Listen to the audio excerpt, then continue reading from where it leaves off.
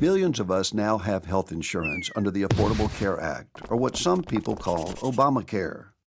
But like many things in life, your health insurance can often be confusing and complicated. Whether you've been insured for years or you're new to the game, understanding your policy is important to your health and your wallet. First things first, you have to pay your premium every month or your insurance could get canceled, kind of like your cable subscription.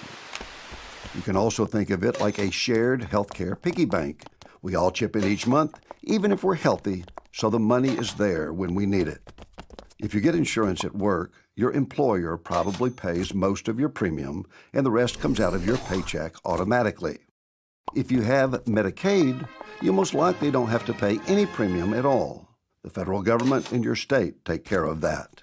If you're insured through a new health insurance marketplace, depending on your income, you may be eligible for a tax credit that pays a portion of your premium.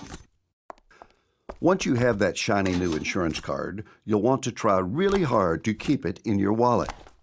To better your odds at staying healthy, be sure to take advantage of the free preventive services that all new insurance plans provide. But of course, stuff happens, and that's when insurance really comes in handy. Now, having insurance helps a lot, but it doesn't mean all your health care is going to be free. There are lots of details about your insurance plan that affect how much you pay when you get sick or injured. If you have Medicaid, a lot of these services could very well be free. Otherwise, you'll likely have to pay something when you go to the doctor or fill a prescription. This is called a copay when it's a specific dollar amount, like $25 per visit, or coinsurance if it's a percentage of the bill. There's also the deductible. That's how much comes out of your own pocket before your insurance starts paying. Depending on your plan, you might have a deductible for all your care, or it might only apply to some types of care, like hospital stays and prescriptions. So read your plan material, because it could add up to thousands of dollars. Another important part of your plan is the out-of-pocket maximum. This is the most you'll ever have to pay in any one year, at least for the benefits your plan covers. Your insurer will pay 100% of anything beyond the maximum for the rest of the year. It can be just as confusing dealing with prescriptions. Your plan has a list of drugs it will pay for, called a formulary, but the prices vary. Check with your doctor or pharmacist because a generic drug might fix you up the same as a brand name drug, but the price difference could be huge. So, those are the costs typically involved. But remember that they'll be affected by your insurance plan's provider network. This is a list of doctors and hospitals that are connected to your plan. Insurance companies negotiate discounts with these providers. Stay in network and the discounts get passed to you.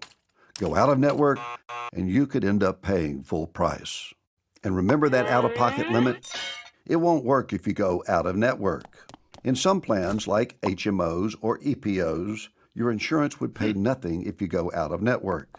In other plans, like PPOs, your insurance will cover you no matter where you go, but you'll pay a lot more if you go out of network.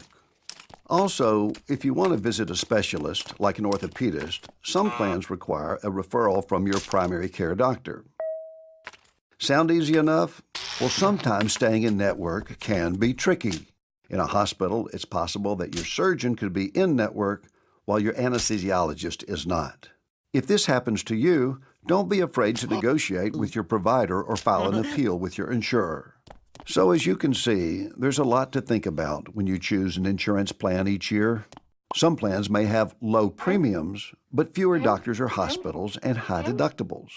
There are trade-offs, and understanding and choosing among plans isn't always easy. Remember, if you have questions, call your health plan and ask, or check with your hospital or doctor.